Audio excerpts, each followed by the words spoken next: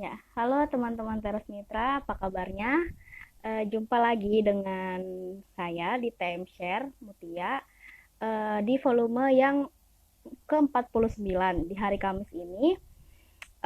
Tidak terasa sekarang Timeshare sudah memasuki volume yang ke-49. Nah, pada timeshare ya, saat ini yang ke-49 kita akan mendengar tentang budidaya minyak tengkawang dan proses pengolahannya untuk dijadikan berbagai macam produk seperti minyak, kemudian sabun, lalu ada body lotion dan lain-lain. Nah, sekarang untuk membahas tentang budidaya tengkawang, saya akan ditemani oleh Mas Heri. Sebentar, saya undang dulu Mas Heri. Ini merupakan Direktur Eksekutif Yayasan Riak Bumi yang akan membagikan cerita tentang manfaat dari minyak tengkawang. Nah, ini sekarang bersama kita sudah ada Mas Heri. Halo Mas Heri. Halo, ya, apa kabar? Ya, baik Mas. Oh ya, sebelum kita mulai bincang-bincang nih dengan narasumber kita Mas Heri, saya mau kasih informasi ke sahabat Teras Mitra. Kalau misalnya nanti ada pertanyaan, silakan ditulis di kolom chat. Nanti dua penanya terbaik tentunya akan mendapatkan hadiah dan di akhir IG Live akan ada kuis juga. Nanti akan di-up di story Teras Mitra. Jadi teman-teman stay tune terus sampai akhir diskusi bincang-bincang kita pada sore hari ini.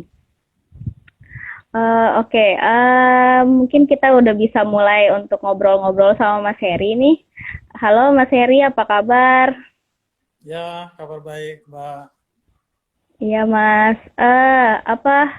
mungkin sebelumnya bisa dari Mas Heri bisa memperkenalkan diri dulu nih.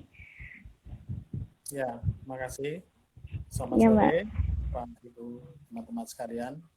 Nama saya Valentin Seri dari Yayasan Riak Bumi Pontianak. Iya. Berarti untuk apa namanya Yayasan Riak Bumi saat ini memang ada di Pontianak ya Mas ya, Betul, betul. stay-nya. Oke. Nah, untuk sekarang ini kegiatan yang dilakukan oleh Mas Heri apa aja ini Mas? Ya, ya sebagai aktivis, saya bersama dengan teman-teman di Yayasan Riak Bumi, lembaga saya, selama lebih dari 20 tahun itu terus-menerus mendampingi kelompok masyarakat sebagai konstituen kami. Nah, dalam pengembangan dan mempromosikan terutama hasil-hasil hutan bukan kayu (HBK) yang potensial di suatu wilayah ya dan dapat dikembangkan dan dimanfaatkan oleh masyarakat dengan tidak merusak hutan. Nah, salah Hmm, satu HBK yang kami eh, kembangkan itu adalah madu hutan. Dan sekarang ini kami dalam 5 tahun terakhir kami sudah mulai dengan tengkawang yang ada di Kalimantan dan juga untuk madu hutan kita mencakup seluruh Indonesia ya. Ada keanggotaan kita di seluruh Indonesia. Itu, Mbak. oke. Oke, berarti memang untuk apa namanya tentang Yayasan Riak Bumi dan kegiatannya saat ini seperti itu ya Mas, selain apa namanya budidaya tengkawang juga budidaya madu juga ya Mas ya. Ya, betul. Oke. Nah, mungkin banyak yang belum tahu kalau soal tentang tengkawang. Mungkin hanya beberapa orang saja yang sering mendengar tengkawang. Sebenarnya tengkawang itu apa sih, Mas? Dan apa namanya? Mungkin masih banyak nih yang belum tahu apa itu tengkawang. Mungkin Mas Heri bisa apa kasih tahu ke kami apa itu tengkawang. Ya, ya saya memang ingat ya bahwa awal-awal dulu kami memperkenalkan tengkawang. Kami pernah mencari mesin untuk bisa mengolah buah tengkawang menjadi minyak gitu. Nah, saya pergi ke Jakarta untuk cari-cari toko yang bisa menyediakan yang bisa memproses buah tengkawang menjadi minyak. Lalu mereka tanya, buah tengkawang itu apa? Saya juga kaget sebetulnya. Ternyata tengkawang itu hanya dikenal di kalangan orang Kalimantan Barat atau di Kalimantan. Nah, di Jawa sendiri sebetulnya tidak banyak orang tahu tentang buah yang menjadi kebanggaan kita di sini gitu. Nah, Iya. sebelumnya mungkin saya menjelaskan buah tengkawang itu sebenarnya jenis dari kayu meranti-merantian atau keluarga dari Sorea yang merupakan endemik dari Kalimantan. Jadi sebarannya hanya di Kalimantan dan Sumatera. Itu yang saya dengar dari beberapa penelitian. Nah, sebagian besar itu di Kalimantan, hanya ada beberapa di Sumatera. Dari 13 jenis tengkawang yang dilindungi oleh undang-undang, itu ada 10 jenis yang terdapat di Kalimantan, sedangkan 3-nya ada di Sumatera. Nah, dari 10 jenis di Kalimantan, itu itu terdapat sekitar 8 jenis yang ada di Kalimantan Barat. Nah, terutama jenis tengkawang yang besar ya, yang ukuran buahnya cukup besar, yang dikenal dengan tengkawang tungkul atau Sorea stenoptera. Nah, buah ini memang jenis kacang-kacangan. Oleh karena itu, orang sering menyebutnya dengan istilah ilipe nut. Begitu, Mbak. Oh, baik. Ya, untuk saya sendiri pun mendengar nama tengkawang itu baru tahun lalu waktu saya di Kalimantan Barat. Jadi memang benar-benar mendengar nama tengkawang itu cukup asing gitu, dan saat saya tahu oh tengkawang itu ternyata jenis Korea, oh baru saya tahu ternyata selama ini yang suka orang-orang sebut tengkawang itu adalah Korea. Nah, untuk apa namanya jenis tanaman tengkawang ini kira-kira apa aja sih Mas Heri manfaatnya? Ya, kalau tengkawang ini memang banyak sekali manfaatnya, Mbak. Jadi mulai dari sisi sosial budaya, kemudian dari segi ekonomi, kesehatan, dan lingkungan juga ada manfaatnya buah tengkawang, pohon tengkawang ini. Nah, secara sosial budaya itu buah dan minyak tengkawang ini wajib disimpan di dalam keluarga karena menjadi syarat salah satu sesajian dalam prosesi ritual adat beberapa suku Dayak. Nah, buah tengkawang ini juga tanaman penanda wilayah atau tanah pusaka, yaitu tembawai misalnya dalam istilah suku Dayak Iban. Tembawai ini seperti hak ulayat di Sumatera, di mana dalam konsep masyarakat Dayak Iban, tembawai merupakan bekas rumah panjang yang dulu pernah ditinggal. Nah, di pekarangannya itu ditanami tanaman buah-buahan, termasuk juga tengkawang, dan kawasan tembawai ini sebetulnya dimiliki secara komunal ya, secara bersama dan dilindungi oleh masyarakat adat di sana. Nah, ketika ditinggalkan pindah, kawasan ini menjadi kawasan seperti kebun buah-buahan dan pohon yang tumbuh di sana tidak boleh ditebangi, tetapi buahnya masih bisa dipanen bersama-sama. Jadi dia seperti tempat seperti kawasan lindung begitulah. Kalau di istilahnya suku Dayak Iban disebut pulau. Nah, dari segi ekonomi, pohon tengkawang mulai dari pohonnya saja itu sudah sangat bagus untuk bahan bangunan ya, karena pohon tengkawang ini sebetulnya mempunyai daya apung yang tinggi dan dia tahan air. Bahkan dibandingkan dengan jenis pohon lain, pohon tengkawang ini paling bagus daya apungnya dan ini sangat cocok untuk bangunan rumah apung atau lanting kalau di sini istilahnya, rumah-rumah terapung itu ya, yang lanting-lanting. Nah, belakangan ini memang kayu banyak digunakan untuk sarang burung walet juga, karena katanya cocok pohon tengkawang itu. Si waletnya suka datang ke ke apa namanya rumah walet itu kalau bahan bangunannya dari batang pohon tengkawang. Nah, buah tengkawang sudah lama dimanfaatkan oleh masyarakat lokal untuk dijadikan minyak. Itu mereka bikin peralatan sederhana dari kayu untuk mengepres buah tengkawang itu. Jadi buah tengkawang itu pertama-tama mereka kumpulkan, kemudian mereka rebus. Setelah direbus, ditumbuk. Setelah ditumbuk baru kemudian dipres. Nah, kemudian menghasilkan minyak. Nah, minyak ini umumnya dikonsumsi sebagai minyak makan oleh masyarakat dan biasanya dimakan bersama dengan nasi hangat. Dalam dunia industri, minyak tengkawang ini digunakan sebagai bahan-bahan kosmetik.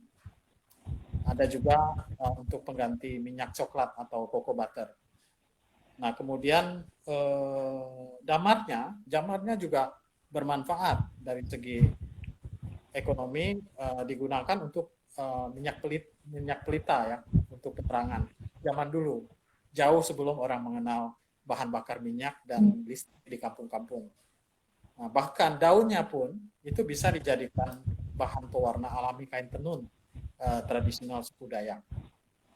Nah, manfaat dari segi kesehatan, minyak tengkawang secara tradisional digunakan sebagai obat berbagai penyakit. Ini untuk anak ya, biasanya dioleskan di bibir begitu, kalau ada sariawan itu bisa sembuh. Dan minyak tengkawang ini sangat mudah diserap oleh kulit dan mempunyai manfaat untuk melembabkan kulit serta membantu regenerasi kulit secara alami. Nah, yang terakhir manfaat dari segi lingkungan. Ini sangat penting ya. Pohon tengkawang ini sebagian besar merupakan tumbuhan yang penyebarannya di bantaran sungai terutama. Nah, hal ini memudahkan untuk penyebaran tumbuhan ini melalui sungai. Jadi buahnya itu ada baling-baling seperti baling-baling helikopter ya. Ketika jatuh di air, kemudian dibawa ke tempat yang lebih jauh dan sangkut di daratan, lalu tumbuhlah dia. Nah, dengan demikian kayu tengkawang, akar kayunya sangat baik untuk menahan tanah ya, mempertahankan erosi dan tanah longsor dan dapat mempertahankan kualitas daerah aliran sungai atau das. Itu Mbak kira-kira manfaatnya. Oke, berarti benar-benar manfaatnya tengkawang ini banyak banget dari segi ekonomi ada, sosial budaya ada, kesehatan ada, terus apalagi tadi untuk lingkungan juga ada. Jadi memang buat tengkawang ini berjuta manfaat lah. Ini istilahnya begitu ya. Nah, terus kemudian kira-kira apa aja sih Mas Heri yang dilakukan sama Riak Bumi ini dalam pendampingan budidaya tengkawang kepada masyarakat di Kalimantan? Ya, sebetulnya kami dari awal memang kami seringkali bertanya ke masyarakat ya. Kita tanya potensi apa saja yang ada di sini. Nah, terutama ya hasil-hasil hutan bukan kayu ya, karena masyarakat juga tahu kita juga aktivis lingkungan ya, di mana sebetulnya masyarakat bisa memanfaatkan kawasan hutan, tetapi tidak merusak hutan, bahkan mereka melindungi. Sehingga kami kemudian setelah mereka menyampaikan, oh ya ini ada beberapa produk, termasuklah tengkawang, lalu kita melakukan pengorganisasian kelompok masyarakat itu. Nah, itu penting ya melakukan pengorganisasian karena dari pengalaman kami di pendampingan madu hutan, kalau mereka bekerja sendiri itu cenderung sangat mudah dipengaruhi oleh pihak lain ya, terutama pasar ya. Mereka sangat lemah gitu. Pasar kan maunya seringkali mau harga rendah tapi kualitas bagus begitulah. Nah, sehingga kita yakin bahwa pengorganisasian kelompok di mana masyarakat berkelompok dalam satu organisasi, itu akan lebih memudahkan untuk pengorganisasian kita dan memperkuat masyarakat juga. Nah, selain itu kita juga dalam konteks Tengkawang ini kita terlebih dahulu melakukan penelitian ya, tentang Tengkawang ini, terutama kalau kita bicara soal bagaimana mendukung perekonomian masyarakat, kita harus mengidentifikasi potensi Tengkawang itu ada berapa banyak di kawasan itu, dan seberapa besar sebaran buahnya itu. Dan kita juga melakukan penelitian tentang dampak sosial ekonomi serta lingkungan dari Tengkawang ini. Ya, tentu saja kita tidak sendiri, bekerja sama dengan lembaga penelitian, misalnya dengan CIFOR juga kita melakukan penelitian. Nah, selain itu juga kita dalam hal produksi kita memang berupaya untuk bagaimana meningkatkan kualitas dari produk sumber daya alam ini sehingga itu meningkatkan nilai.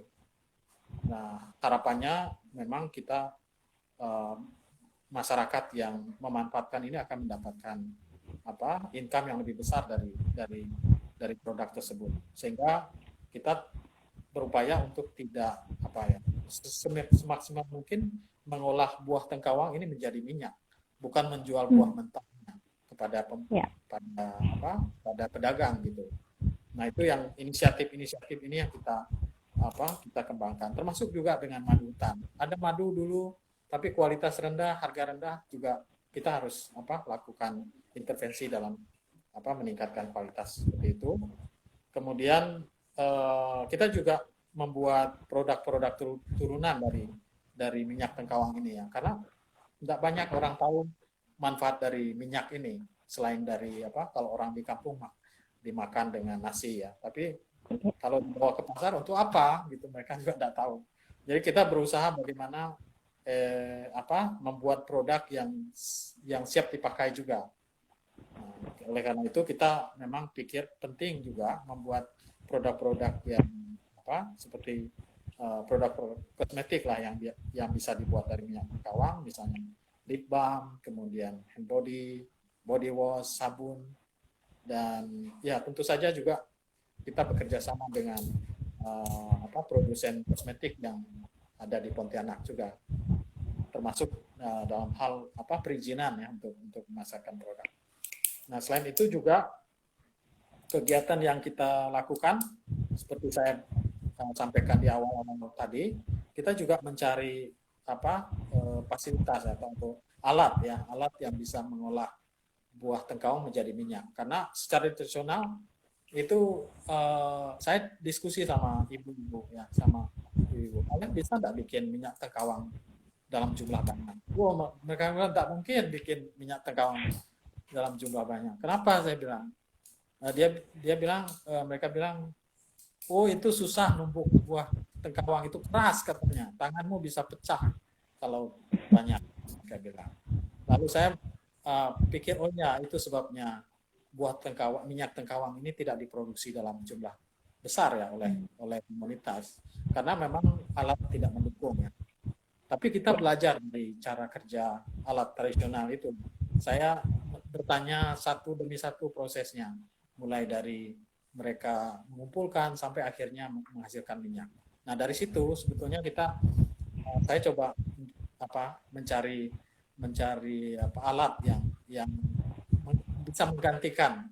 Kalau ditumbuk bisa diganti dengan mesin ini ya, mesin penghancur bumbu. Nah, saya ketemu sama orang di Jakarta. Ini Pak kayaknya cocok lah nih buat bisa menghancurkan. Dia suruh saya bawa buah Tengkawangnya, bawa aja ke Jakarta sini biar saya tes di sini begitu. Nah, lalu kami juga press juga pakai kayu juga tidak bisa cepat. Lalu tanya-tanya ke kampung ke Jakarta. Kira-kira ada enggak alat yang bisa buat press begini? Ternyata ada alat press kelapa, santan kelapa. Tapi itu tidak kuat karena santan kelapa lebih lembek ya, dan sering patah itunya, tungkainya. Jadi kami harus modifikasi juga alat untuk eh, pengepresan itu, jadi modifikasi dari alat itu. Nah, fasilitas-fasilitas itu yang kemudian kita sediakan untuk kelompok kelompok masyarakat yang memproduksi minyak tengkawang. Nah, selain itu juga ya tentu saja kalau sudah ada produk, kita juga harus memikirkan soal pemasarannya. Kalau ada produk tidak dijual, tidak ada gunanya juga. Mereka, si ibu-ibu terutama suka komplain, ini ada produk kalian tidak bisa jual, untuk apa juga gitu. Nah, itu kita mau tidak mau, karena kita mendampingi kelompok masyarakat yang memproduksi sesuatu barang, kita juga harus juga membantu pemasaran. Kita memasarkan minyak tengkawang, kemudian ya produk-produk turunan juga. Nah, hal lain juga dalam kita juga menyadari bahwa tengkawang ini sebetulnya diatur oleh pemerintah, ya. Jadi kebijakan mulai dari pengumpulan, kemudian penggudangan, kemudian pengolahan itu sebetulnya ada aturannya di pemerintah. Nah, oleh karena itu kita tidak bisa menyampaikan pihak-pihak lain, ya, yang dalam hal misalnya tata niaga tengkawang, mulai dari hilir, mulai dari hulu sampai hilir, itu semuanya ada aturan-aturan yang harus juga kita pertimbangkan. Oleh karena itu kita memang akhirnya harus mengadakan atau membuat jaringan tengkawang sebagai media kita untuk jaringan tengkawang Kalimantan sebagai media kita untuk mendiskusikan hal ini dengan berbagai pihak, karena terkait dengan perizinan pemungutan, pengangkutan segala macam itu sudah harus bekerja sama dengan pemerintah, dan kita berharap pemerintah juga dapat mendukung kebijakan ini sehingga kegiatan pengembangan tengkawang di mana masyarakat terutama yang juga harus dipikirkan, mereka mengharapkan kapasitas itu, dan saya pikir pemerintah harusnya mendukung ya untuk masyarakat mengusahakan buah tengkawang ini, karena toh bukan pohonnya mereka ambil tapi buahnya, dan ini saya kira ini mendukung kegiatan-kegiatan konservasi juga. Dan juga di dalam jaringan tengkawang kita berbagi pengalaman. Nah, di Kalimantan Barat sendiri sudah ada beberapa inisiatif ya dari teman-teman ada beberapa LSM dan juga pengusaha yang awalnya juga LSM. Misalnya di Kapuas Hulu ada, selain Riak Bumi juga ada dari PTCF Indonesia, kemudian WWF juga ada di Kapuas Hulu, kemudian ada inisiatif pengembangan tengkawang di Sintang misalnya, di The Wild Keepers, itu perusahaan yang berusaha mengolah buah tengkawang menjadi minyak. Kemudian juga di Bengkayang misalnya, Kabupaten Bengkayang, di Sahan itu mereka juga mengembangkan itu. Nah, dari beberapa inisiatif itu, ini menarik sebetulnya. Kita dalam jaringan bisa saling belajar. Kan kita startnya tidak sama, terus pengalamannya tidak sama. Kalau kita bisa bicara berbagi pengalaman begitu sama-sama, ya kita bisa lebih cepat gitu prosesnya daripada kita sendiri-sendiri.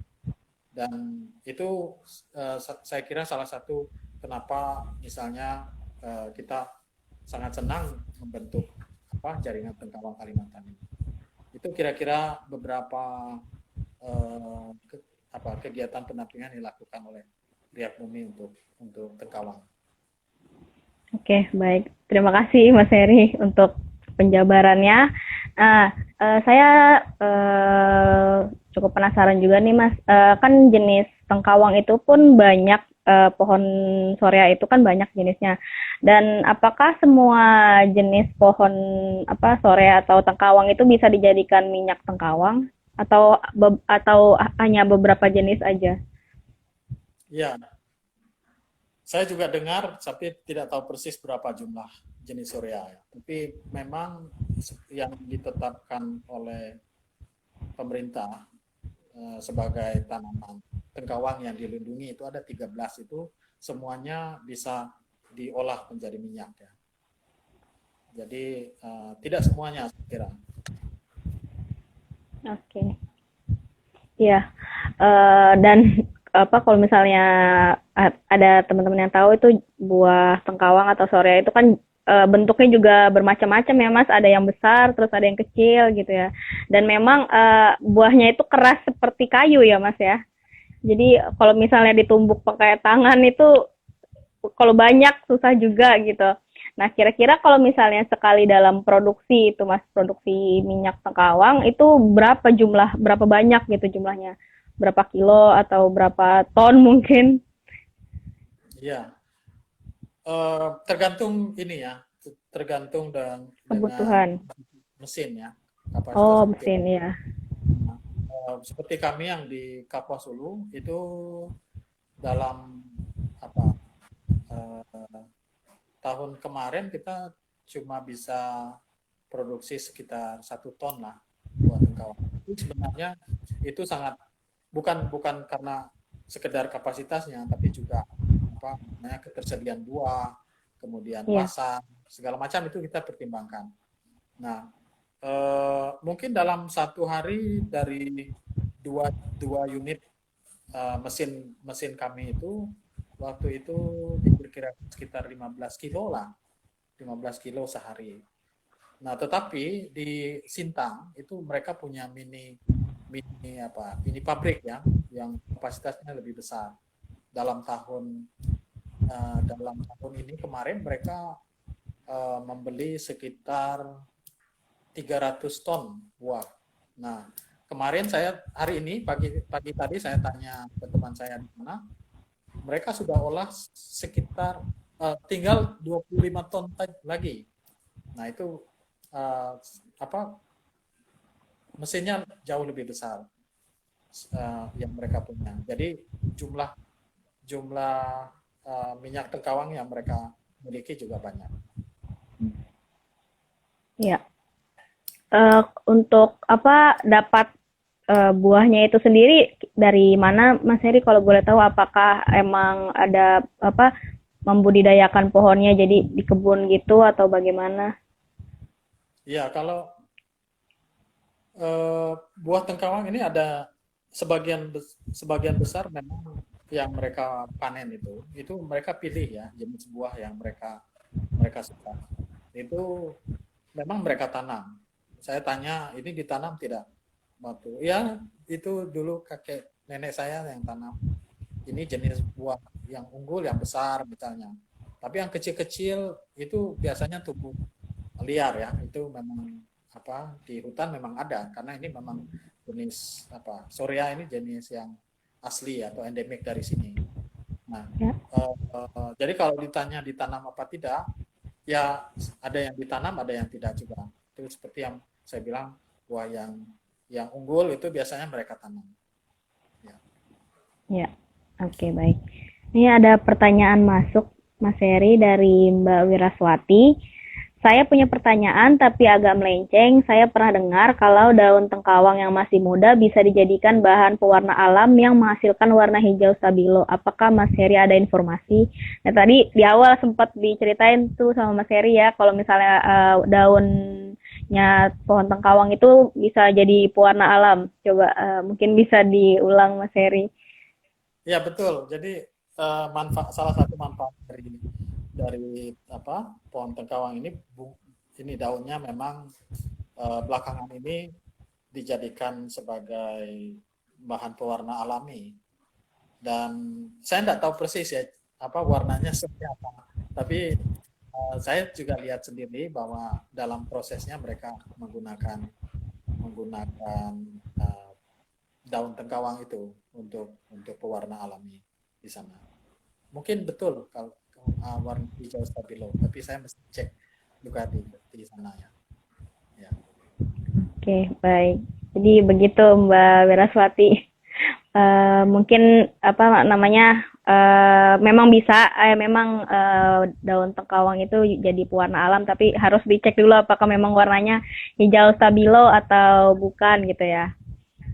Oke, lanjut ke pertanyaan nih Mas Heri.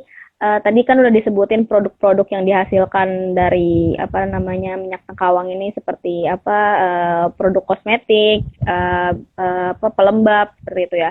Nah, kalau misalnya untuk produk-produk yang apa namanya yang dihasilkan dari tanaman tengkawang ini yang di apa ya yang diproduksi oleh Riak Bumi sendiri apa aja sih Mas kalau boleh tahu selain produk-produk kosmetik itu? Ya, sekarang ini memang kita masih fokus ke ini ya, baru produk kosmetik karena kebetulan kami punya teman yang sudah terbiasa untuk mengolah bahan-bahan kosmetik ya. Jadi sampai sejauh ini kami memang sudah coba membuat lip balm, kemudian eh, hand body.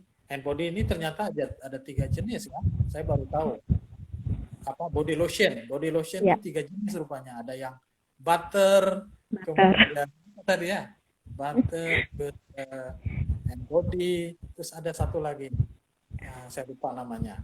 Jadi butter dengan Body lotion itu beda ya. peruntukannya untuk tergantung jenis kulit rupanya. Nah, kami Iya. sudah itu ada 3 jenis lotion yang kami produksi untuk dari minyak tengkawang karena dari rekomendasi teman-teman di jaringan tengkawang mereka bilang sayang sekali minyak tengkawang ini kalau dijadikan produk lain karena dia sangat sangat bermanfaat untuk kulit ya. Jadi kami berupaya untuk membuat itu. Kemudian kami juga sempat bikin sabun sabun bar apa sabun yang bentuknya bar gitu ya Sabun dari batangan gitu ya. batang itu. Iya. Lalu juga kami juga bikin eh, apa tadi lip balm terus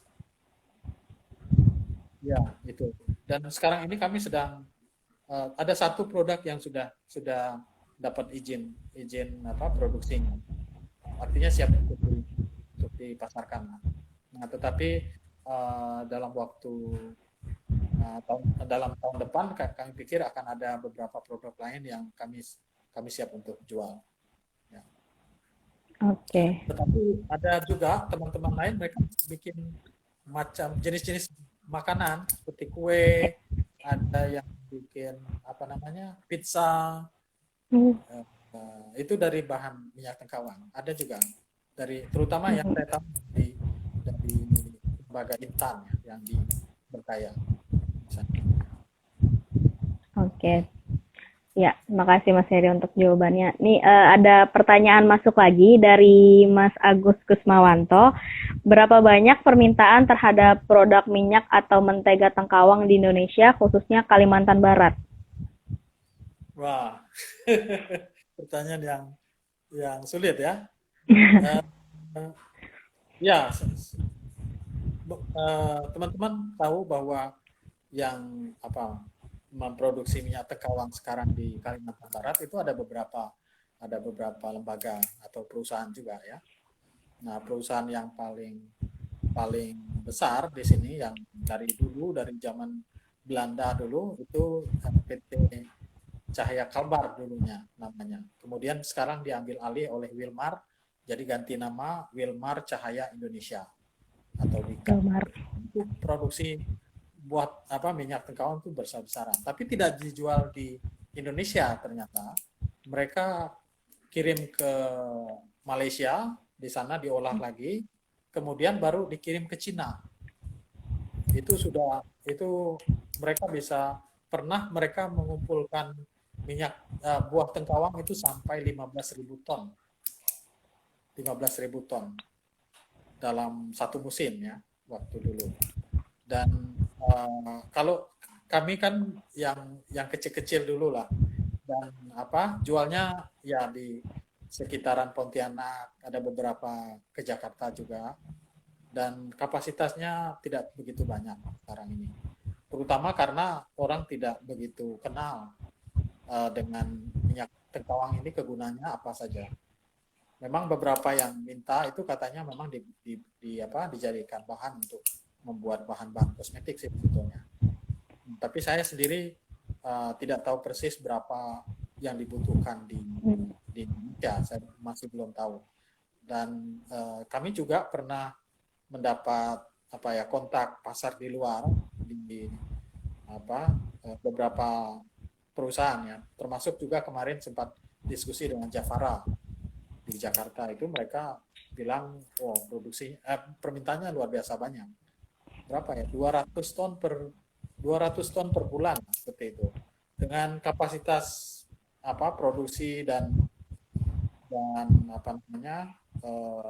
mesin yang kami punya, bahkan dengan teman yang punya mini pabrik di Sintang pun kami belum bisa memenuhi permintaan sebesar itu. Jadi sebetulnya peluang pasarnya cukup besar sih sebenarnya. Jadi tinggal kita perlu menyiapkan segala sesuatu dan perlu waktu yang lebih panjang untuk sampai ke sana. Iya. Ya, memang berarti produk-produk olahan dari tengkawang ini tuh memang potensial ya Mas, kalau misalnya dijual ke pasaran gitu dan banyak gitu peminatnya. Iya, karena terutama kepada industri kosmetik ya, dan juga mungkin pabrik-pabrik coklat, karena minyak tengkawang ini adalah lemak nabati yang bisa menggantikan cocoa butter. Katanya cocoa butter lebih mahal dari minyak tengkawang. Jadi saya pikir di masa depan saya yakin bahwa minyak tengkawang ini lebih banyak akan dibeli orang. Ini hanya karena belum banyak orang mengetahui minyak ini dan kegunaannya untuk apa saja. Oke, iya. Gini Mas, agak penasaran juga. Sebenarnya minyak tengkawang ini bisa dibuat essential oil nggak sih Mas? Essence belum pernah coba dan belum pernah dengar juga. Oh, Tapi minyak tengkawang ini dia kalau waktu diproses itu memang harus dalam situasi dalam keadaan panas atau hangat ya. Oleh karena itu harus direbus terlebih dahulu. Nah, setelah direbus itu harus seketika itu langsung diproses di press ya. Karena kalau dia dingin itu tidak mungkin bisa mengeluarkan minyaknya. Nah, iya. kalau sudah dipres itu dalam beberapa waktu itu kemudian menjadi butter, jadi mentega dia. Jadi bentuknya solid dia, tidak cair. Seperti sabun batangan gitu. Iya, langsung padat gitu ya Mas ya? Padat ya. Jadi kalau dibuat essential oil, saya tidak tahu prosesnya juga. Bikin essential oil itu seperti apa. Jadi saya tidak bisa membayangkan kalau ini bisa dibuat essential oil atau tidak. Ya. Oke. Ya, oke. Terima kasih Mas Heri jawabannya. Ya, semoga tadi pertanyaan dari Mas Agus terjawab. Kemudian ini ada pertanyaan lagi dari Marta.Hendra. Mau bertanya, apa kawasan Tembawai atau Tembawang yang dikelola secara komunal tersebut dikelola secara adat atau ada dalam bentuk perhutanan sosial atau hutan adat? Ya. Jadi kalau Tembawai itu memang istilah turun temurun, istilah adat ya. Di mana sejak zaman dahulu memang itu sudah menjadi kebudayaan masyarakat Dayak ya. Kalau istilahnya di masyarakat Dayak ada macam-macam tergantung sukunya. Kalau saya tadi bicara soal masyarakat Dayak Iban karena saya orang Dayak Iban, jadi saya lebih paham. Tapi kalau Dayak yang lain misalnya di Dayak Ahe misalnya mereka bilang Tamawang atau Tembawang seperti itu. Tapi ya itu istilah-istilah yang istilah masyarakat ya, masyarakat adat itu. Jadi Nah, kita memang menyadari bahwa eh, kawasan-kawasan Tembawai ini eh, apa ya, rentan juga terhadap apa isu-isu pengambil alihan oleh pihak-pihak lain dari masyarakat. Nah, oleh karena itu kita pikir ini mumpung ada Presiden Jokowi lagi bagus programnya mendukung mendukung perhutanan sosial. Nah, kami juga baru-baru ini sedang mendorong proses pengajuan hutan adat ya untuk beberapa wilayah, terutama di. Nah, dan kita juga mendiskusikan hal ini karena hutan adat paling cocok dengan masyarakat dampingan kami di Kapuas Hulu, karena masyarakat Dayak Iban yang tinggal di Rumah Panjang itu mereka masih sangat kuat memegang adat istiadat dalam kehidupan sehari-hari mereka. Dan waktu kami bertanya beberapa skema perhutanan sosial, memang mereka lebih memilih hutan adat dibandingkan jenis skema perhutanan sosial lainnya. Memang ada juga yang hutan desa ya, karena mungkin prosesnya lebih mudah. Tapi kami kira untuk yang masyarakat adat yang masih sangat kuat itu mereka bilang ya kami lebih memilih hutan adat daripada jenis perhutanan sosial lainnya. Nah, itu yang saya kira bisa mendukung masyarakat di masa depan, perlindungan kawasan-kawasan hutan, terutama kawasan-kawasan Tembawai yang banyak pohon tengkawang itu saya kira ya sangat bagus sekali. Oke. Semoga menjawab pertanyaannya ya Mas Marta Hendra. Terus ini ada lagi pertanyaan dari Mas Adrianus _Yardi. Apakah memungkinkan pengelolaan Tengkawang bisa dikelola secara terpadu bagi semua penggiat Tengkawang ini? Boleh ulang lagi, Mbak? Apakah memungkinkan pengelolaan Tengkawang bisa dikelola secara terpadu bagi semua penggiat Tengkawang? Pengelolaan secara terpadu. Ya, kalau yang saya tangkap sih sebetulnya melalui jaringan Tengkawang Kalimantan ini sebetulnya upaya pengelolaan secara terpadu sih menurut saya.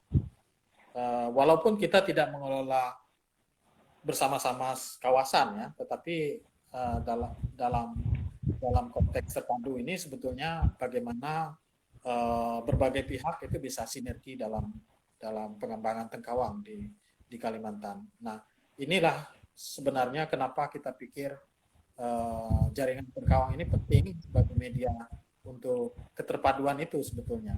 Dari situ berbagai pihak, mulai dari kelompok masyarakat, kemudian LSM, lalu ada pemerintah, kemudian perusahaan kalau perlu, kemudian ada peneliti, lembaga penelitian, universitas, segala macam itu bisa tergabung dalam jaringan Tengkawang ini untuk memberikan support ya. Dan saya yakin bahwa tiap-tiap pihak itu mempunyai peran yang sangat penting untuk mendukung Tengkawang. Tidak bisa itu hanya dikerjakan oleh kelompok masyarakat sendiri atau LSM sendiri atau apalagi pemerintah sendiri gitu. Jadi ini memang kerja keroyokan yang memang tujuannya untuk keterpaduan ya atau sinergisitas itu.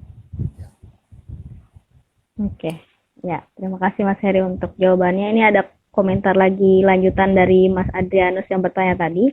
Di Kabupaten Melawi potensi pohon tengkawang itu sangat tinggi, baik tengkawang yang budidaya maupun tengkawang yang berada di hutan alam.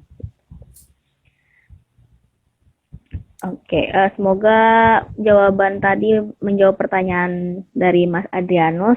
Mungkin kita lanjut ke pertanyaan selanjutnya. Tadi Mas Heri kan ngejelasin kalau misalnya Riak Bumi itu membantu juga untuk pemasaran produk minyak tengkawang ini ya Mas ya. Nah, mungkin kira-kira strategi pemasarannya tuh seperti apa sih Mas? Ya, ya, eh, kita menyadari bahwa buah tengkawang ini memang bukan setiap tahun musimnya. Dia berjangka 3 sampai 5 tahun sekali. Tetapi sekali produksi jumlahnya gila-gilaan, besar sekali. Sampai 15.000 ton. Dan apa kita dalam jumlah yang besar itu tentu saja apa namanya kita tidak bisa sendiri ya, kita uh, harus bekerja sama juga. Nah, dalam dalam di kawasan di Kalimantan Barat sendiri kita sudah pernah melakukan eh, identifikasi kalender musim tengkawang untuk seluruh Kalimantan Barat.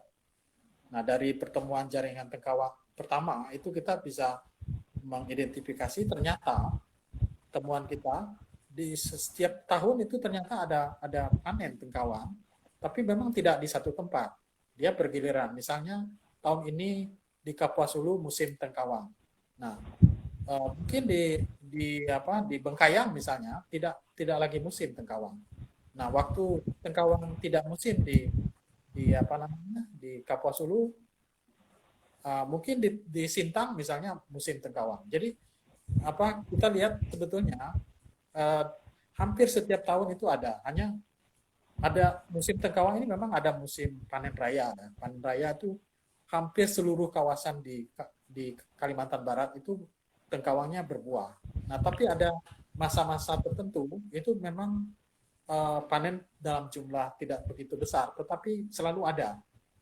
Nah, kadang-kadang misalnya tahun ini ya, tahun kemarin kan panen raya, banyak sekali tengkawang buah tahun 2018, 2019. Nah, tahun 2000 ini masih ada panen di Sintang, Melawi, kemudian di mana lagi? Di Landak misalnya.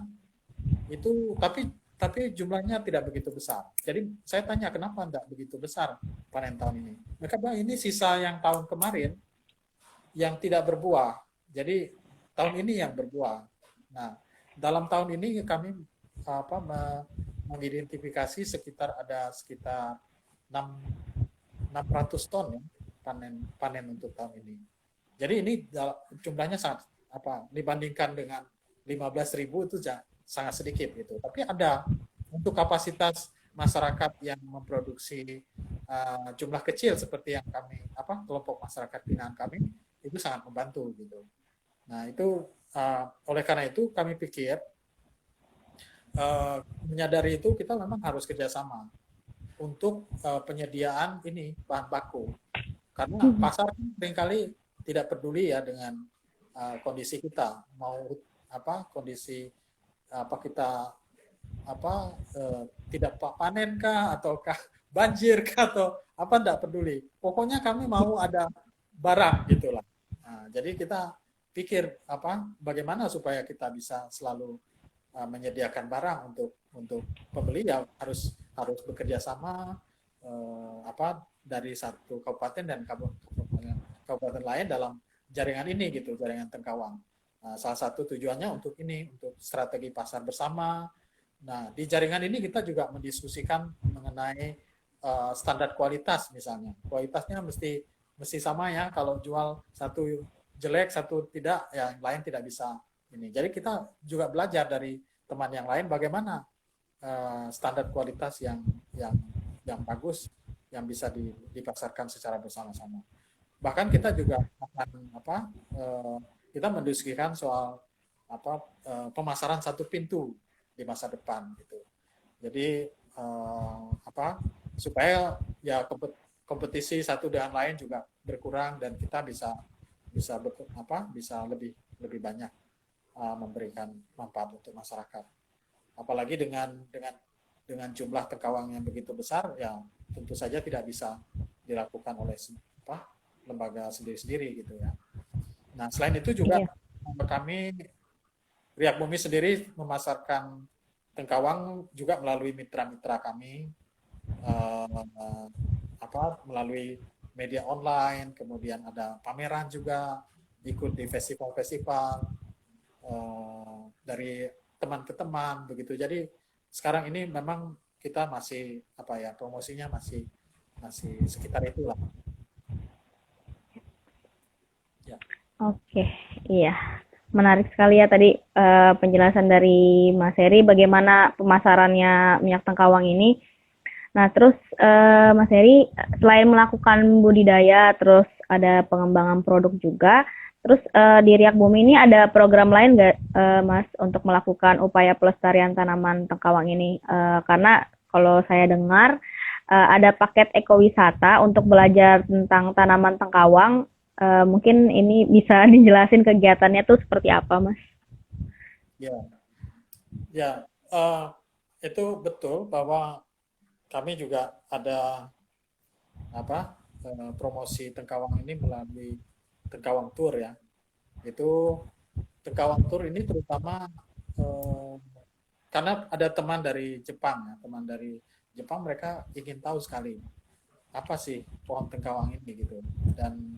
Dan hal ini eh, dalam rangka untuk memperkenalkan tengkawang dan produk tengkawang lebih luas, termasuk seperti media yang dilakukan oleh Teras Mitra ini sebenarnya dalam rangka itu juga. Dan selain itu juga manfaat untuk meningkatkan income masyarakat dan melindungi hutan juga kan. Jadi kita mengajak para wisatawan itu untuk melihat secara langsung, kemudian mereka tahu bahwa ini ada manfaatnya untuk masyarakat, tetapi juga di kawasan hutan itu kan memang ada banyak pohon buah-buahan hutan. Jadi mereka sebetulnya sangat ingin tahu jenis-jenis hutan di Kalimantan itu seperti apa. Dan ada beberapa yang memang menghasilkan buah. Jadi mereka pengen coba buah-buahan itu. Itu menarik buat mereka. Sambil jalan udah agak jauh tapi ada sesuatu yang bisa didapat, makan buah hutan. Buah hutan banyak jenisnya juga kan. Nah itu jadi hal menarik untuk yang dipromosikan untuk jadi wisatawan. Terlebih lagi misalnya tengkawang ini kan diambil buahnya, dan kayunya kan dibiarkan saja. Jadi mereka sangat tertarik sekali dengan kita memperkenalkan tengkawang ini. Begitu, Mbak. Oke. Iya, baik. Berarti memang untuk yang ekowisata ini melibatkan masyarakat lokal juga ya, Mas, untuk seperti tadi melihat proses pembuatan tengkawang, terus mungkin masuk hutan gitu Kak, mungkin Mas untuk melihat pohon tengkawang seperti apa begitu ya. Ya, betul. Ya, tentu saja karena mereka yang lebih tahu ya. Lebih Iya. tahu kawasan hutannya, kemudian mereka juga yang lebih tahu menjelaskan jenis-jenis kayu, jenis-jenis tengkawang, ya. Iya. Selalu sekali kita melibatkan mereka, masyarakatnya. Oke, menarik sekali. Ini tidak terasa, waktunya sudah hampir sejam. Masih ada pertanyaan di kolom chat. Mungkin saya bacakan untuk terakhir. Ini dari Mas Prima Putra Bengawan. Untuk produk tengkawang ini bisa diperoleh di marketplace seperti Tokopedia atau Shopee, Mas Heri? Iya, ada mitra kami yang memang menjualnya di Tokopedia dan Shopee juga untuk minyak tengkawangnya. Nanti mungkin bisa dicek juga. Oke. Kalau boleh tahu ceknya mungkin di mana Mas? Atau langsung search di Tokopedia Riak Bumi gitu ada? Riak Bumi tidak muncul di situ. Yang jual itu bukan namanya siapa ya? Lupa saya itu. Mini Mall atau apa? Nanti coba cek aja di sana. Oke, ya mungkin Mas Prima mungkin bisa coba cek di Tokopedia atau Shopee, atau mungkin bisa cek minyak tengkawang gitu langsung keluar mungkin ya Mas ya? Ya, minyak tengkawang ya. Ya, oke. Ini karena waktunya sudah hampir habis. Ini pertanyaan terakhir dari saya. Mungkin bisa sebagai closing statement bagi Mas Heri. Kira-kira harapan Mas Heri ke depan untuk budidaya dan pengelolaan minyak tengkawang ini seperti apa sih, Mas?